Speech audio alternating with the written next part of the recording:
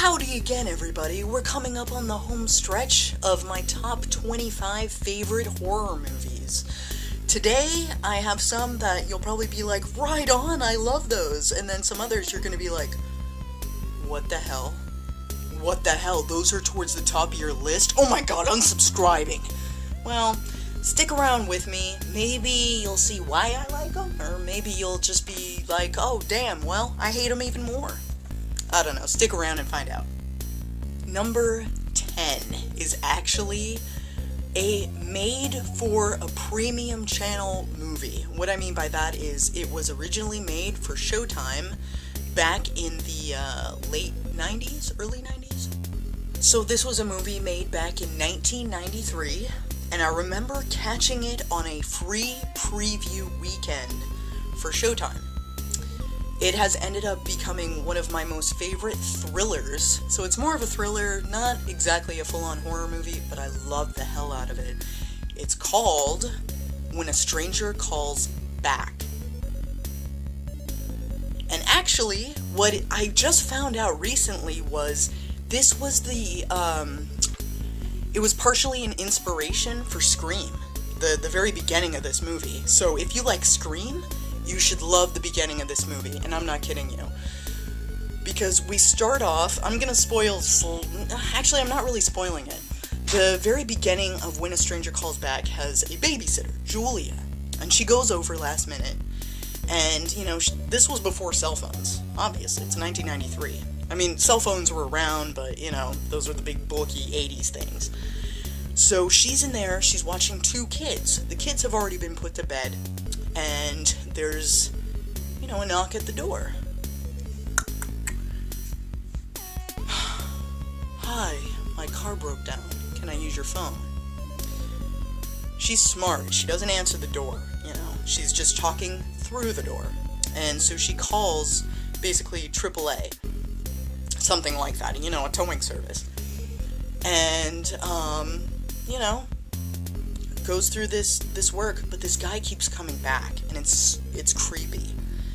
And the more you hear his voice, like, you're alone in there, aren't you?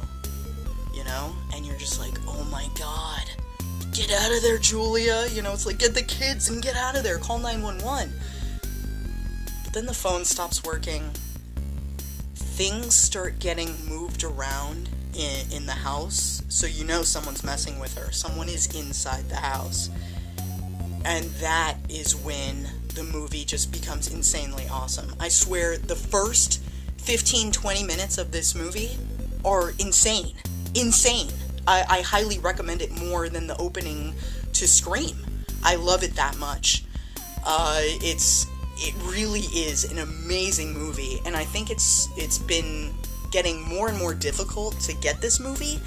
I own it on DVD, but it's pretty difficult to find out there. I don't know, maybe you can rent it somewhere online, I'm not sure. But When a Stranger Calls Back, that is most definitely number 10 choice. Number 10 is When a Stranger Calls Back. And damn, I can't recommend it more. Maybe you'll hate it, maybe you'll love it as much as me, but that movie really did give me the chills back then. Number 9, and a lot of people are going to be able to relate to me because, you know, they were 80s kids, and it's just the best. Child's Play 2. I think Child's Play 2 was the perfect Chucky, because this is when he's super sarcastic. We get to see his, you know, just one-liners that he's always delivering in the movie, and the factory scene, and Kyle! And plus, Andy's acting is not nearly as bad as it was in the first one, you know, like, I got a tinkle, you know, it's just like, oh. The first one is definitely creepy, especially the end, which I won't say. But the second movie was one of my favorites, and I used to rent it often. In fact, one of my friends, she got access to the pay-per-view channel. I'm not gonna say how, but I remember we would watch Child's Play 2 back to back to back. And seriously, for a whole entire summer, I think I watched Child's Play 2. Out of every horror movie I've ever seen, Child's Play 2 may be the one that I've seen the most. And that's saying a lot, you know? I mean, holy cow.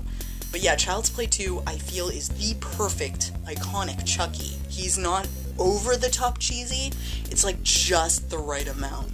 And plus, like I said, come on, the factory scene, it's killer. Everything about that one, I love it, you know? Good stuff. Number 8. This one has a killer soundtrack. And I don't know, maybe if I say this line, you're gonna know which one it is. Oh, you're so cool, Brewster! Fright Night. Fright Night is... And this is another vampire movie, and here I'm not even crazy about vampires, but this one is a perfect vampire movie. And I'm talking about the original Fright Night, not the remake that we got recently. The good one, okay? So, the original Fright Night, it actually has, the detective from the original Child's Play, Chris Sarandon. But yeah, Stephen Jeffries, William Ragsdale, and Amanda Burse, they all just contribute to an awesome movie from the 80s. No joke, it's a movie that gets better and better and better every single time I watch it. The original Fright Night is a must every single October for me. It's fun, it's campy, it has some great scenes to it. I love it, personally. So, but you know what, I can't say anything bad about the remake because I've never seen it, and I would like to at some point. But yeah, the original Fright Night, that is number 8 on my list. Alrighty,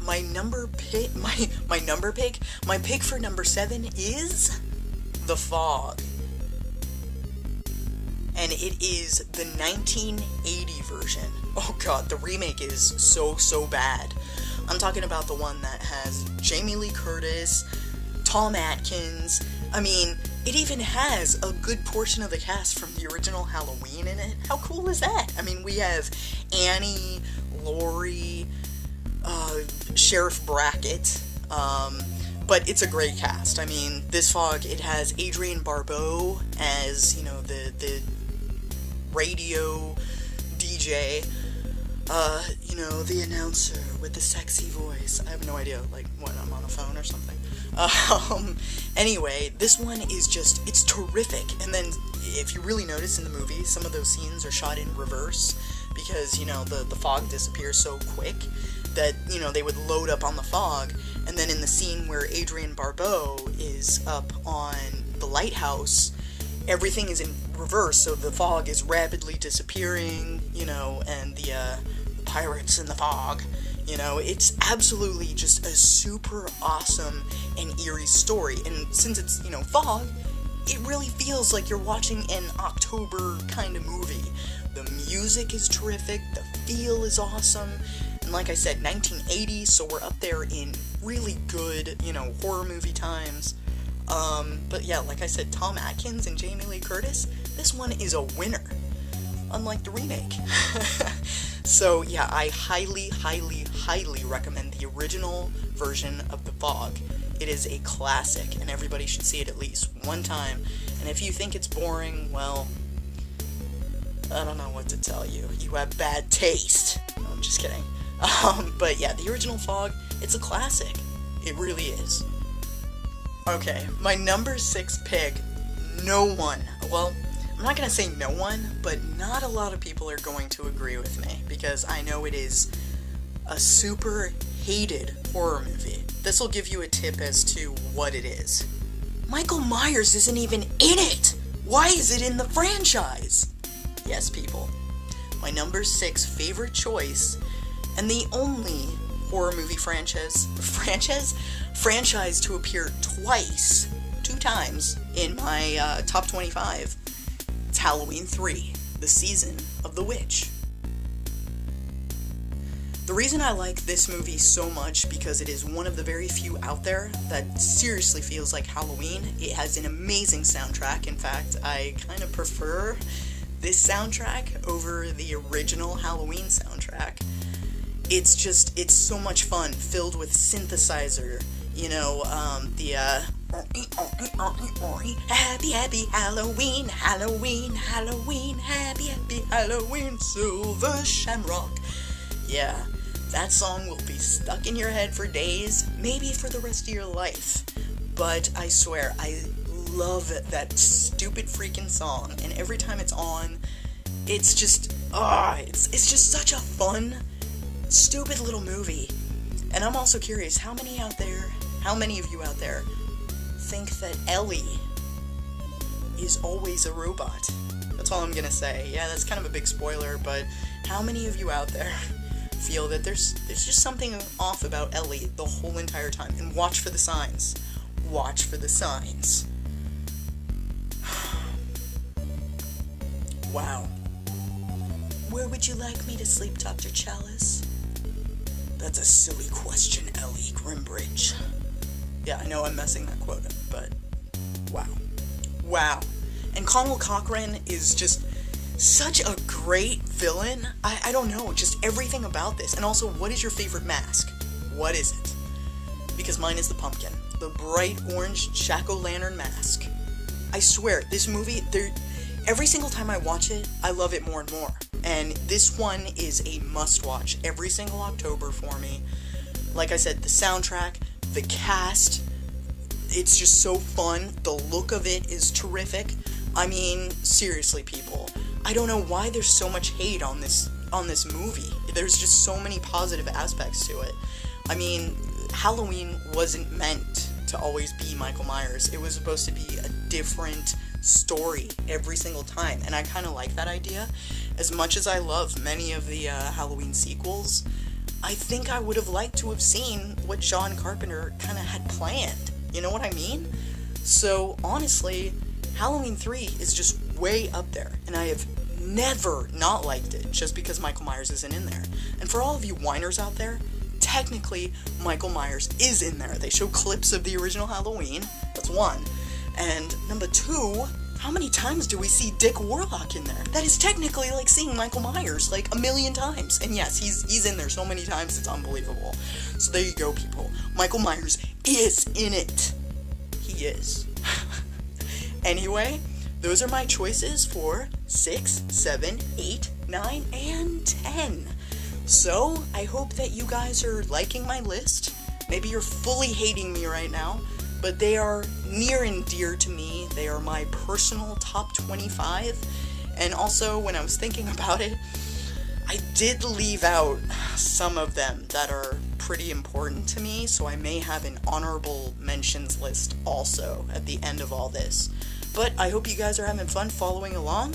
This has been another 31 days of tricks and treats, and I'll see you guys real soon. Take care, everybody.